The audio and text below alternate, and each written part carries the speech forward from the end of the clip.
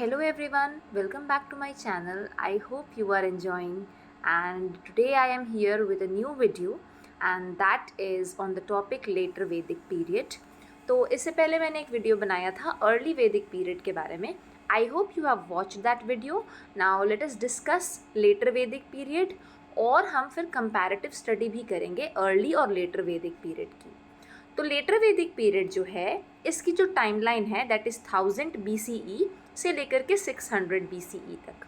और जो बाकी के 3 वेद थे यजुर्वेद, सामवेद और अथर्ववेद, हमें mainly information letter Vedic period की इन्हीं सब वेदों से मिलती है. जैसा कि अर्ली वैदिक एज में हमें मैक्सिमम इन्फॉर्मेशन जो थी वो ऋग्वेद से मिली थी, सेम इसी तरह से बाकी जो 3 वेद है उससे इन्फॉर्मेशन हमें मिलती है लेटर वैदिक पीरियड की. और कुछ अदर लिटरेरी सोर्सेज भी हैं जैसे कि ब्राह्मणास, उपनिषद्स, पुराणास और एपिक्स, रामायण और महाभारत, जिसके थ्रू हमें लेटर वैदिक पीरियड की इन्फॉर्मेशन मिलती है. नाउ इससे पहले कि हम इसकी पॉलिटिकल ऑर्गेनाइजेशन को समझें, लोगों के रिलीजियस लाइफ को समझें और विमेन के पोजीशन और अलग अलग चीज़ों को समझें, we need to understand first कि क्या 2 इम्पॉर्टेंट डेवलपमेंट्स हुई थी, क्या 2 चेंजेस थे जो हमें लेटर वैदिक पीरियड में देखने को मिले थे. तो let us see that first. तो सबसे पहले यहाँ पे श्याम आयास या फिर ब्लैक मेटल, इसका मेंशन हमें मिलता है लेटर वेदास में. और ये जो श्याम आयास या फिर ब्लैक मेटल है ये है हमारा आयरन. यानी कि आयरन जो है वो लेटर वैदिक पीरियड में एक्सटेंसिवली यूज़ किया जाने लगा था, जिसकी वजह से आर्यंस के लाइफ में लेटर वैदिक पीरियड में काफ़ी चेंजेस आए थे. और जो सेकंड पॉइंट है इम्पॉर्टेंट वो ये है कि आर्यंस सप्त सिंधु से माइग्रेट करके गैंजेटिक वैली में आ गए थे. तो जो हमने पिछली ही वीडियो में जिसे पढ़ा भी था कि गैंजेटिक वैली जिसे आर्यवर्त कहते थे और सप्त सिंधु वाला रीजन जिसे ब्रह्मवर्त कहते थे. तो आर्यंस शिफ्ट होकर के सप्त सिंधु से गैंजेटिक वैली की तरफ आ गए थे लेटर वैदिक पीरियड में. Okay, now let us start with the political organization जो कि लेटर वैदिक पीरियड में था. तो अगर मैं अर्ली वैदिक पीरियड की बात करूं तो इस समय में आपको याद होगा कि छोटे छोटे ट्राइब्स हुआ करते थे लोगों के और हर ट्राइब का एक हेड हुआ करता था राजन. यहाँ पे लेटर वैदिक में एक चेंज हमें देखने को मिलता है कि अब किंगडम्स एस्टैब्लिश हो गए थे. किंगडम का मतलब होता है साम्राज्य, और किंग्स इन साम्राज्य पर रूल किया करते थे, राज किया करते थे. The Kings ruled over the territories, और टेरिटरीज का मतलब होता है एक बड़ा सा एरिया. और अभी ये जो ट्राइबल किंगशिप था अर्ली वैदिक टाइम्स में, अभी ये ख़त्म हो चुका था. और कुछ और फीचर्स को हम समझते हैं पॉलिटिकल ऑर्गेनाइजेशन में क्या क्या और फीचर्स थे. तो सबसे पहले सभा और समिति, जो 2 ट्राइबल असेंबलीज थी अर्ली वैदिक पीरियड की, वो अब इम्पॉर्टेंट नहीं रह गई थी, क्योंकि जो मैक्सिमम पावर हुआ करता था इस समय पर अब किंग के पास था. तो किंगशिप जो है वो सबसे ज़्यादा इम्पॉर्टेंट हो गई थी. और किंगशिप ऑल्सो बिकेम हेरिडिटरी, जो कि काफ़ी इम्पॉर्टेंट पॉइंट है. हेरिडिटरी का मतलब मैंने पहले ही आपको बता रखा है कि हेरिडिटरी मतलब जो जनरेशन से जनरेशन में पास ऑन होगा. यानी कि जो पेरेंट्स के पास है वो बच्चों के पास आएगा, फिर वो उनके बच्चों के पास आएगा और ये कंटिन्यू रहेगा. तो इसका मतलब ये था कि किंगशिप यानी कि जो राजा था उसी का बेटा राजा बनता और कोई राजा नहीं बनता. The eldest son of the king was expected to succeed the king, यानी कि जो राजा का सबसे बड़ा बेटा था उसे ही राजा बनाया जाता था. Second point is titles such as adhiraj and samrat. इन टाइटल्स को राजा लोग अपने लिए यूज़ करने लग गए थे लेटर वैदिक पीरियड में. और they also performed various sacrifices. Sacrifices का मतलब होता है बलि, और राजा लेटर वैदिक पीरियड में बहुत सारे बलि परफॉर्म करते थे भगवान को खुश करने के लिए. और राजसूया यज्ञ, अश्वमेध यज्ञ, ये कुछ फेमस सैक्रिफाइसेस या यज्ञ होते थे. जैसे कि अश्वमेध यज्ञ में हॉर्स की बलि दी जाती थी ताकि एक रूलर अपने पावर को दिखा सके कि वो कितना पावरफुल है. And then we have the third point कि पीपल को अभी टैक्सेस जो थे वो कंपल्सरीली पे करने होते थे. अर्ली वैदिक पीरियड में जो चेंज था वो ये था कि वॉलंटरी ट्रिब्यूट्स देते थे लोग राजा को. वॉलंटरी का मतलब अपने इच्छा से और ट्रिब्यूट मीन्स टैक्स. तो ये जो पेमेंट थी अब ये कंपलसरी कर दी गई थी, मतलब अगर किसी की इच्छा है या फिर नहीं, उन्हें राजा को पे करना होता था। Then we have the fourth point, जिस तरह से अर्ली वैदिक एज में कोई ऑर्गेनाइज्ड आर्मी नहीं थी, अगर कहीं पे वॉर ब्रेकआउट होता था तो घर के सारे अडल्ट मेंबर्स जो हैं उन्हें जाना होता था। तो इस ठीक उसी तरह से लेटर वैदिक पीरियड में भी किंग की कोई ऑर्गेनाइज्ड आर्मी नहीं हुआ करती थी, सब लोग वॉर में फाइट करने के लिए अडल्ट मेल्स जाया करते थे। And then we have the fifth point, since the territorial boundaries expanded administration became elaborate. तो क्योंकि जो राजा का राज्य था वो बढ़ रहा था, वो ग्रो कर रहा था, उसके एरियाज़ जो थे वो बढ़ रहे थे, तो ठीक इसी कारण से कुछ कुछ एक्स्ट्रा ऑफिसर्स आ जाते हैं राजा की मदद करने के लिए। तो पहले अर्ली वैदिक में भी हमने पढ़ा था कि एक पुरोहित, सेनानी और ग्रामानी तो हुआ ही करते थे राजा को असिस्ट करने के लिए, पर उन्हीं के साथ साथ लेटर वैदिक में हमें ऑफिसर्स देखने को मिलेंगे जिन्हें अमात्यास कहते थे। इन्हें अपॉइंट किया जाता था so that the administration could run efficiently. Okay, now let us move on ahead. और अब हम बात करते हैं सोशल लाइफ की। जो फैमिली लाइफ थी वो आर्यंस की लेटर वैदिक पीरियड में कैसी थी? तो पीपल अभी भी जिस तरह से जॉइंट फैमिलीज़ में अर्ली वैदिक में भी रहते थे, इस समय पे भी वो जॉइंट फैमिली सिस्टम में रहते थे, और मेल्स को ज़्यादा इम्पोर्टेंस दिया जाता था विमेन से। तो सोसाइटी जो थी वो पेट्रियार्कल नेचर की थी, और ये जो वर्ड है पेट्रियार्कल, इसका मतलब होता है जिसमें जो घर का आदमी होता है या मेल मेंबर होता है वो हेड होता है, और जो विमेन की पोजीशन थी यानी औरतों की जो पोजीशन थी वो सोसाइटी में डिटेरिएट कर गई थी, यानी कि वो डाउन चली गई थी, नीचे चली गई थी, और विमेन लोग समितिज़ में पार्टिसिपेट नहीं कर सकती थी। लेकिन अर्ली वैदिक पीरियड में ऐसा नहीं था, वो समितिज़ में पार्टिसिपेट भी करती थी, पर लेटर वैदिक एज में हमें ये चेंजेस देखने को मिले। और अगर किसी लड़के का जन्म होता था तो लोग उसे सेलिब्रेट करते थे, लेकिन अगर वही कोई गर्ल चाइल्ड वॉज बॉर्न तो वो उसे नहीं पसंद करते थे। और जो प्रॉपर्टी हुआ करती थी वो फादर से हमेशा बेटे को ट्रांसफ़र होती थी, और विमेन का प्रॉपर्टी के ऊपर कोई भी हक नहीं होता था। Okay, now we are moving on to the caste system. तो कास्ट सिस्टम में हम समझते हैं कुछ कुछ इम्पोर्टेंट चेंजेस आए थे। तो सोसाइटी डिवाइडेड थी बेसिकली 4 ग्रुप्स में ऑक्यूपेशन के बेसिस पे, ये हमने अर्ली वैदिक में भी देखा था। लेकिन यहाँ पे जो 4 कास्ट थे जो ऑक्यूपेशन के बेसिस पर, लेटर वैदिक एज में आके ये रिजिड हो जाती है। रिजिड मतलब कि स्ट्रिक्ट हो जाती है। स्ट्रिक्ट कैसे हो जाती है समझते हैं। Point number 1, caste of a person was determined by birth. तो इसका मतलब होता है कि कोई भी पर्सन का कास्ट, फॉर एग्जाम्पल अगर वो ब्राह्मण कुल में जन्मा है तो उसके बेटे को ब्राह्मण का ही काम करना पड़ेगा, फिर उसके आगे वाली जनरेशन्स को भी ब्राह्मण का ही काम करना पड़ेगा। वो अपने मन से अपने ऑक्यूपेशन को चूज़ नहीं कर सकते थे, उन्हें ये फ्रीडम नहीं दी गई थी।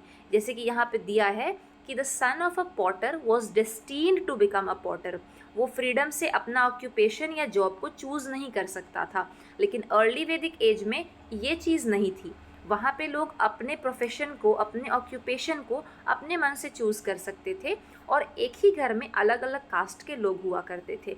पर लेटर वैदिक एज में ये चीज़, कास्ट सिस्टम जो है ये काफ़ी रिजिड हो गई थी। Second point, castes were called varnas. Caste को वर्णाज कहते थे, और जो अलग अलग वर्ण के लोग होते थे, अलग अलग डिफरेंट कास्ट के जो लोग होते थे वो इंटरमिंगल नहीं करते थे। इंटरमिंगल जो वर्ड है इसका मतलब होता है आपस में मिलना जुलना। तो अलग अलग कास्ट के लोग जो हैं वो लेटर वैदिक एज में आपस में ज़्यादा मिलते जुलते नहीं थे, जिसके कारण सोसाइटी में 2 ग्रुप्स में डिवीज़न हो गया। जो पहला ग्रुप था उसमें आते थे ब्राह्मण्स और क्षत्रियाज, और इन्हें रूलिंग क्लास कहा जाता था, मतलब ये राज करते थे, और इनकी जो पोजीशन थी वो ज़्यादा पावरफुल हो गई थी। वाइल जो वैश्याज और शूद्राज हुआ करते थे, दे वर द रूल्ड, इन पर ही शासन हुआ करता था। तो ये 2 बहुत इंपॉर्टेंट चेंजेस हमें कास्ट सिस्टम में लेटर वैदिक एज में देखने को मिले। After that the third point is the rigidity of the caste system meant that the Brahmins gained power and rose the social ladder while the Shudras suffered as their position steadily declined.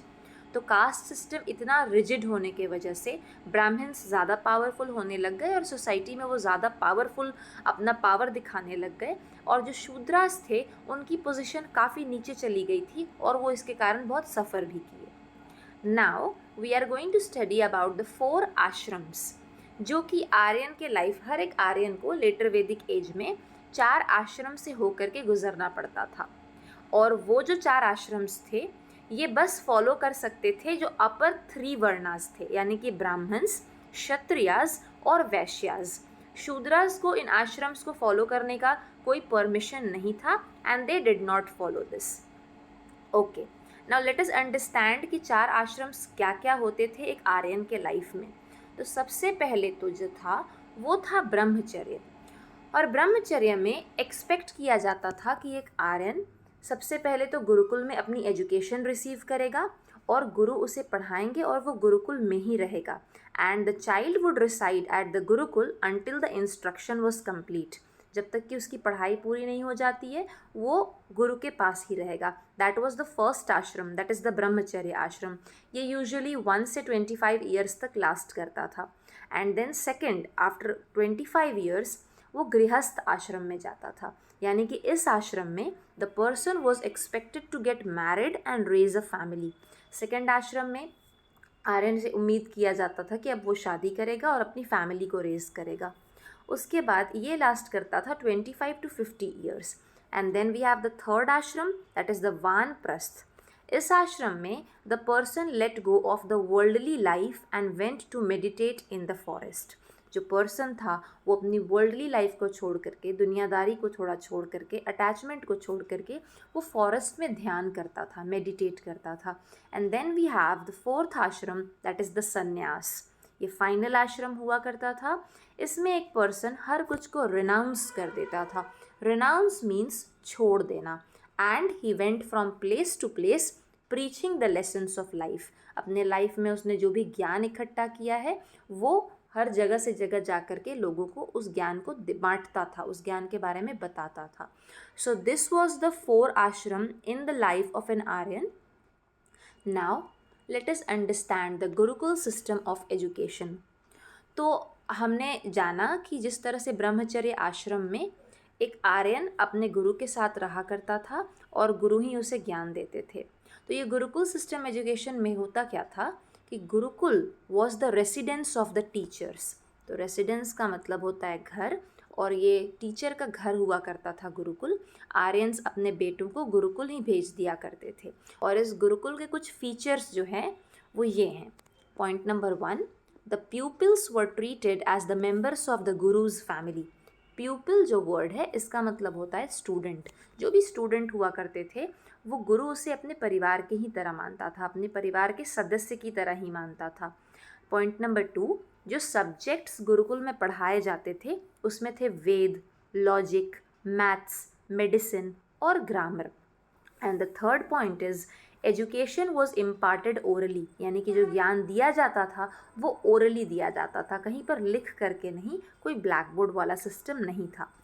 Fourth point, अ फी और गुरु दक्षिणा was paid at the end of one's education. तो जैसे ही एक आर्यन की पढ़ाई पूरी हो जाती थी तो वो गुरु को एक फ़ी देता था गुरु दक्षिणा के रूप में. और ये जो गुरु दक्षिणा होती थी it was paid according to one's capability. Capability का मतलब होता है कितना एक आर्यन सक्षम है, उसके पास कितना पैसा. पैसा तो हम नहीं कहेंगे, उस समय पर यूजुअली पैसे नहीं हुआ करते थे, पर जो भी वो दे सकते थे आर्यंस गुरु को वो देते थे अपने कैपेबिलिटी के अकॉर्डिंग, यानी जितना वो देने में सामर्थ्य थे उतना ही देते थे. Fifth point, gurukul education was accessible only to the upper 3 varnas, that is Brahmins, Kshatriyas and Vaishyas. Shudras were not permitted to receive education. तो जैसा कि हमने पहले पढ़ा था कि जो 4 आश्रम्स थे वो भी शूद्रास फॉलो नहीं करते थे. तो ये जो गुरुकुल सिस्टम ऑफ एजुकेशन है ये भी शूद्रास नहीं फॉलो करते थे. बस जो फर्स्ट अपर 3 वर्णास है उन्हें ही इन गुरुकुल सिस्टम ऑफ एजुकेशन के का एक्सेस था. Okay, now talking about the religious life of the later Vedic age people. तो जिस तरह से अर्ली वैदिक एज में लोग फोर्सेस ऑफ नेचर को वर्शिप करते थे, यानी कि विंड, सन, अग्नि, पृथ्वी, इंद्रदेव, यहाँ पे चेंजेस हमें ये देखने को मिला कि जो पहले के फोर्सेस ऑफ नेचर थे उनकी इम्पोर्टेंस घट जाती है और न्यू गॉड्स आ जाते हैं, the Holi Trinity of Brahma, Vishnu and Shiva, जिसमें ब्रह्मा को क्रिएटर माना जाता था, विष्णु को प्रिजर्वर माना जाता है दुनिया का, और शिवा द डिस्ट्रॉयर। और बहुत सारे एलाबोरेट रिचुअल्स का मतलब होता है रस्म और नियम, और एनिमल सैक्रिफाइसेस परफॉर्म किए जाते थे लोगों के द्वारा ताकि वो भगवान को खुश कर सकें।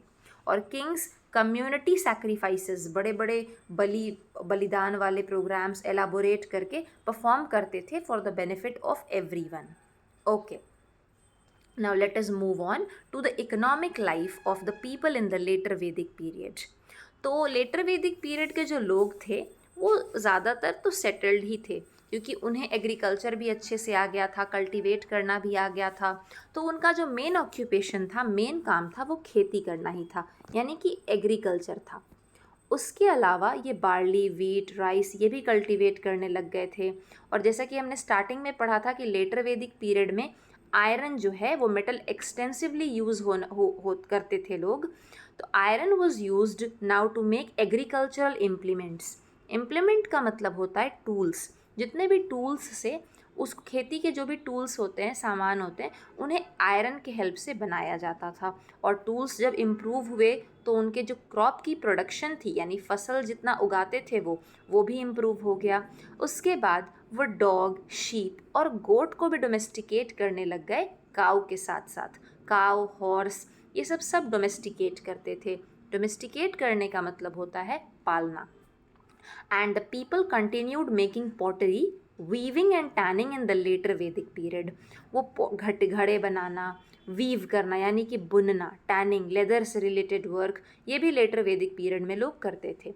और कुछ नए प्रोफेशंस आ गए, जैसे कि ज्वेलर, डायर मतलब कि जो डाई करते हैं कोई चीज़ को, जैसे कलर करते हैं, leather worker and iron Smith. और आयरन स्मिथ का मतलब होता है जो लोहे के काम करता है, लोहार जिसे कहते हैं, also came into being. We know this because of the references to them in the literary sources of that period. Barter system continued through the later Vedic period. और लेटर वैदिक पीरियड में भी ये बार्टर सिस्टम चलता था। तो barter system का मतलब है जहाँ पे सामान के बदले कोई सामान एक्सचेंज हो। फॉर एग्जाम्पल, किसी को चावल चाहिए तो किसी को आलू चाहिए, तो वो आलू दे करके चावल ले लेगा, क्योंकि उस समय पैसे का तो कोई सिस्टम हुआ नहीं करता था। And then the formation of big territorial units called janpads marked the decline of the Vedic period. तो अल्टीमेटली ये पीरियड वैदिक एज, वैदिक सिविलाइजेशन भी डिक्लाइन कर जाता है, ख़त्म हो जाता है। कब? जब बड़े बड़े टेरिटोरियल यूनिट्स बन जाते हैं, जिन्हें हम जनपद कहते थे। टेरिटोरियल यूनिट्स का मतलब होता है बड़े बड़े एरियाज़ जहाँ पे राजा राज करने लग गए। तो ये जब यूनिट्स फॉर्म हो जाते हैं तो वैदिक पीरियड भी एंड हो जाता है। And the tribal setup of the Aryans paved the way for the establishment of republics and monarchies. और ये ट्राइबल सेटअप जो आर्यंस के द्वारा बनाया हुआ था, इसके कारण आगे चल कर के अलग अलग सरकार, अलग अलग गवर्नमेंट्स फॉर्म होते हैं, जैसे कि रिपब्लिक्स और मोनार्कीज़। अब दो नए रिलीजियन इसी टाइम पर आते हैं, जैनिज़्म एंड बुद्धिज़्म। ये दो नए रिलीजियन लोगों को बहुत ज़्यादा अट्रैक्ट करते हैं, क्योंकि इन्हें फॉलो करना बहुत सिंपल था, क्योंकि इसमें कोई कॉम्प्लेक्स रिलीजियस रिचुअल्स नहीं हुआ करते थे। कॉम्प्लेक्स का मतलब है टफ, रिलीजियस रिचुअल्स मतलब धार्मिक रस्म और नियम। ये उतने कॉम्प्लिकेटेड नहीं थे, क्योंकि हिंदुइज़्म में जैसा कि हमने पढ़ा कि ब्राह्मण्स जब पावरफुल हुए तो वो अपने पावर का मिसयूज़ करके लोगों से ज़्यादा चीज़ों को एक्सट्रैक्ट करना अपने गेन के लिए, अपने प्रॉफिट के लिए, और बहुत सारे रिचुअल्स करवाना, सैक्रिफाइसेस, बलि करवाना, तो ये सब काफ़ी कॉमन हो चुका था उस टाइम पर। और उसी टाइम जब ये दो नए धर्म आते हैं, जैनिज़्म और बुद्धिज़्म, तो ये काफ़ी पॉपुलर हो जाते हैं। This drove the common people to them. तो कॉमन पीपल इसी वजह से, सिंप्लिसिटी जो थी इन रिलीजियंस की, इसके वजह से जैनिज़्म और बुद्धिज़्म की तरफ अट्रैक्ट हो जाते हैं। So with this We have completed this chapter. Now let us just have a look at the comparative study between the early Vedic period and the later Vedic period. तो early Vedic period में हमने देखा कि जो main source थी हमारे information की that was the Rigveda. हमें जो मैक्सिमम जानकारी मिली इस पीरियड के बारे में वो ऋग्वेद से मिली. और वही लेटर वैदिक पीरियड में जो बाकी के 3 वेद हैं, यजुर्वेद, सामवेद और अथर्ववेद, उसके साथ ही साथ ब्राह्मण्स, उपनिषद, पुराणाज और एपिक्स, इनसे हमें इंफॉर्मेशन मिली लेटर वैदिक पीरियड की. देन सेकेंड पॉइंट, जो पीपल्स सप्त सिंधु में सेटल हो गए थे, आर्यंस जो आए थे इंडिया में, और उस लैंड को वो ब्रह्मवर्त कहते थे. While in the later Vedic period वो गैंजेटिक वैली यानी गंगा किनारे आ जाते हैं और उस लैंड को आर्यवर्त कहते थे. थर्ड पॉइंट, किंग्स रूल करते थे ट्राइब्स के ऊपर पुरोहित, सेनानी और ग्रामानी के हेल्प से. ये कुछ ऑफिशियल्स थे जो राजा को मदद करते थे. While in the later Vedic period kingdom पर राज करते थे विद द हेल्प ऑफ पुरोहित, सेनानी, ग्रामानी. ये तीनों तो थे ही, इनके एडिशन में कुछ ऑफिसर्स अपॉइंट हुए थे जिन्हें अमत्याज कहते थे. फोर्थ पॉइंट, किंगशिप हेरिडिटरी नहीं हुआ करती थी, यानी कि ऐसा ज़रूरी नहीं था कि राजा का जो बेटा है वही राजा बनेगा. While in the later Vedic period kingship became hereditary. Kingship hereditary हो गई थी लेटर वैदिक पीरियड में, यानी कि जो राजा है उसी का बेटा राजा बनता था. Early Vedic period, fifth number point, सभा एंड समिति वर इम्पॉर्टेंट असेंबलीज. और लेटर वैदिक पीरियड में सभा और समिति की इंपॉर्टेंस खत्म हो जाती है and the power rested with the king. Point number 6, जो 4-फोल्ड डिवीजन हमें सोसाइटी में देखने को मिली थी वो ऑक्यूपेशन के बेसिस पर थी. ऑक्यूपेशन मतलब जॉब, और ऑक्यूपेशन हेरिडिटरी नहीं हुआ करती थी. ज़रूरी नहीं है कि एक फैमिली के जो लोग काम कर रहे हैं उनके बच्चे भी वही काम करेंगे. वाइल लेटर वैदिक पीरियड में कास्ट जो है वो बर्थ से ही डिसाइड हो जाता था, क्योंकि अगर कोई ब्राह्मण के फैमिली में जन्मा है तो वो ब्राह्मण वाला ही काम करेगा, ये कंपलसरी हो गया था. यानी कि ऑक्यूपेशन और कास्ट दोनों हेरिडिटरी हो गए थे, यानी कि जो उनके फैमिली में चलता आ रहा है वही उन्हें करना है काम. और शूद्राज सबसे पावरलेस हो गए थे चारों वर्णाज में से, and they could not send their children to get education at the gurukul. वो तो अपने बच्चों को पढ़ा भी नहीं पाते थे, ना ही वो जो 4 आश्रम्स थे उसे फॉलो कर पाते थे. Seventh point, religion early Vedic period में काफ़ी सिंपल था. नेचर को वर्शिप किया जाता था. इम्पॉर्टेंट गॉड्स जो थे वो इंद्र, अग्नि, सूर्य, वरुण, ये सब हुआ करते थे. वाइल लेटर वैदिक पीरियड में बहुत सारे रिचुअल्स आ गए. रिचुअल्स मतलब रस्म, और सैक्रिफाइसेस आ गए, जिसके कारण से रिलीजियन बहुत कॉम्प्लेक्स हो गया, जटिल हो गया, यानी कि थोड़ा डिफ़िकल्ट हो गया. और इम्पॉर्टेंट गॉड्स अब बन जाते हैं Brahma, Vishnu and Shiva.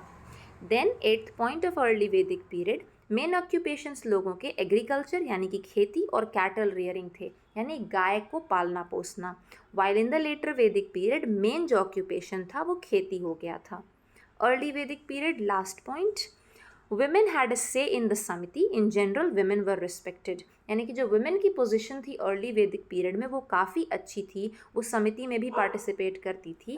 while in the later Vedic period women were not allowed to participate in the samiti meetings. Women को अलाउड नहीं था कि वो समिति के मीटिंग्स में पार्टिसिपेट करें, और जो वुमेन की पोजीशन थी वो काफ़ी डिक्लाइन कर गई थी इन the later Vedic period. So this was all about the वैदिक सिविलाइजेशन. आई होप आपको ये वीडियो अच्छी लगी.